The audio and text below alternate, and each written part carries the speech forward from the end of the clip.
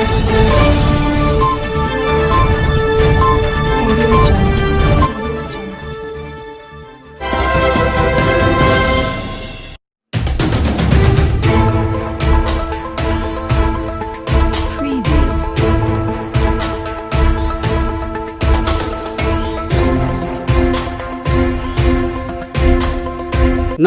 मैं अजर और आप देख रहे हैं जन अधिकार न्यूज।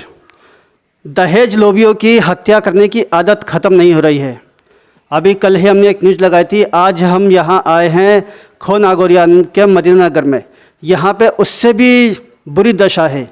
हम इनसे जानकारी लेते हैं कि आपकी बेटी के साथ किस तरह से बर्बरता की गई है।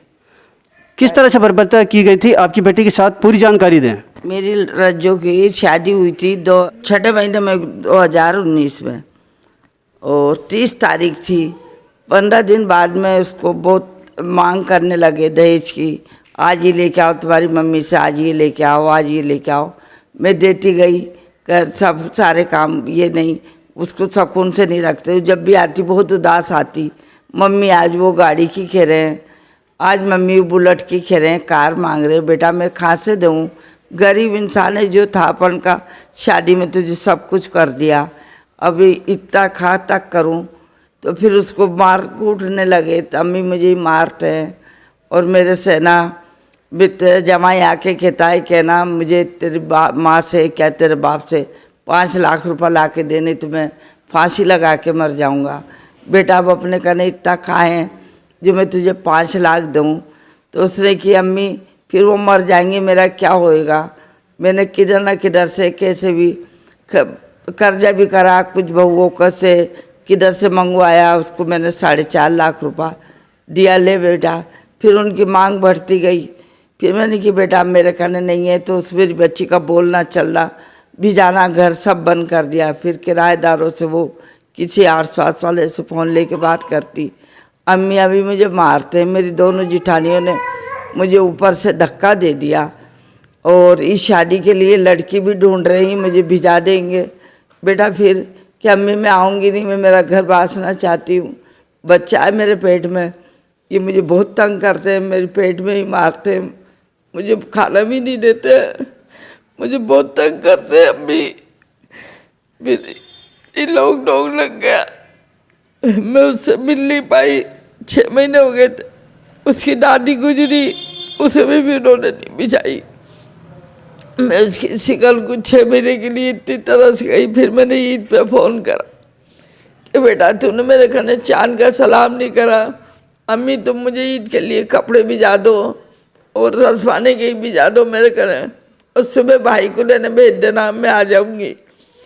मैंने नुकी अच्छा मैं भाई को 8 बजे भिजाऊंगी। उसके पहले तो भाई रात में उसे मार कूट के बेरहमी से हत्या कर दी, उसकी जीवान काट दी, उसको इतनी परेशान करी।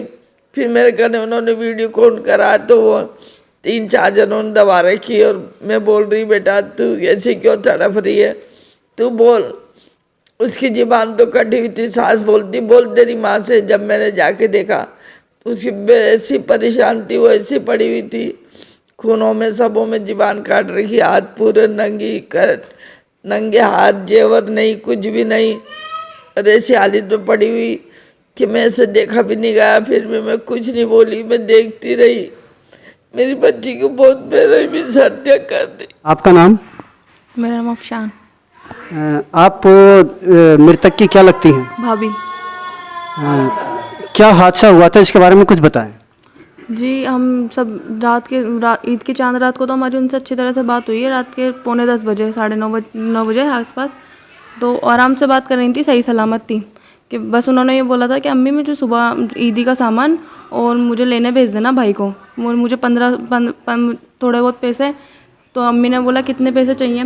कि ना 1500 रुपये भेज देना। अम्मी ने बोला मैं 1000 भेज दूँगी। नहीं 1500। तो उनकी सास की आवाज़ आती है पीछे से, नहीं 15,000 भेजना। तो उन्होंने फिर भी डर की वजह से ऐसे बोल दिया कि नहीं अम्मी 1500 भेज देना। तो हमने फ़ोन रख दिया, उनकी खैरियत लेकर आराम से फ़ोन रखा। अच्छी सही सलामत थी। फिर सुबह 7:30 बजे मेरे पापा के पास फ़ोन आता है कि आपकी बेटी की तबीयत है ना बहुत ख़राब हो गई। तो हमने सोचा कि ऐसे प्रेग्नेंट थी, इस वजह से कुछ हो रहा होगा। तो फिर ना उन्होंने ना वीडियो कॉल लगा दी। उन लोगों ने ना वीडियो कॉल लगा के बात कराई, तो वीडियो कॉल में वो ना तड़प रही थी, 4-5 जनों ने उनको पकड़ रखा था। तो फिर वो बोलती हैं, अम्मी रोने लग गई उनकी हालत देख के। तो मैंने ही बात की थी वीडियो कॉल पे भी, तो वो देख के ऐसे बोलती हैं कि ना उनकी सास के बता, तेरी माँ को बता, मतलब उनका लहजा अच्छा नहीं था बात करने का। फिर हम वहाँ पे पहुँचे ना, तो उनकी ज़बान कटी हुई थी, अपने होशावास में नहीं थी, मतलब पूरा मतलब मेंटली कंडीशन पूरी अपसेट हो चुकी थी उनकी, ऐसी हो गई थी। तो फिर वहाँ पे जाके देखा ना, तो वो किसी को पहचान भी नहीं रही थी, बस हमें देख के बस हमें थोड़ी देर के लिए बस यूँ कर रही थी, हमें सबको पकड़ के ऐसे कि मतलब ऐसा बताना चाह रही हूँ कि भाई उनके गले में या तो किसी ने कुछ करा है या ज़बान काटी है, इस तरीके की बात मतलब बताना चाह रही थी। और उनके जो हस्बैंड थे और उनकी जो सास थी ना, उनको देखते ही और उनके गले पकड़ रहे थे, जैसे अपन हमला करता है कोई, अपन बचने की कोशिश करते हैं ना, इस तरीके से उनके हस्बैंड पे और उनके मतलब वो सास को मारने की कोशिश कर रही थी, ऐसी हालत में भी। और मतलब ऐसा कर रही थी कि भाई मैं उनको बचाव कर रही हूँ।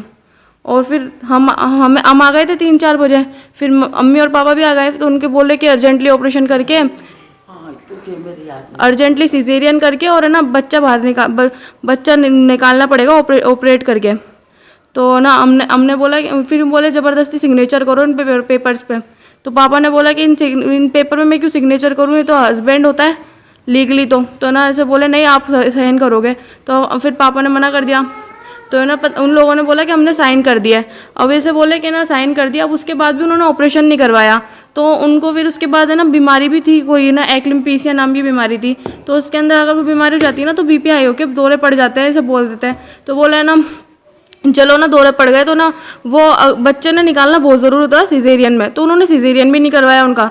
मेन बात उन्होंने ना मतलब पूरी प्लानिंग ऐसी करी थी कि ना सिजेरियन नहीं करवाएंगे, बच्चा मर जाएगा तो ये खुद भी मर जाएगी। और इतने बेरहमी से पीटा उनको कि ना उनके पेट में कोई रोड मारी, जिस वजह से उनके मतलब जो एक बात हो, जो रात के 9-9:30 बजे हमारी बात हुई है, फिर 7 बजे ऐसे 6 घंटे के अंदर बात क्या हो गई, 4 बजे उनको भर्ती करा दिया।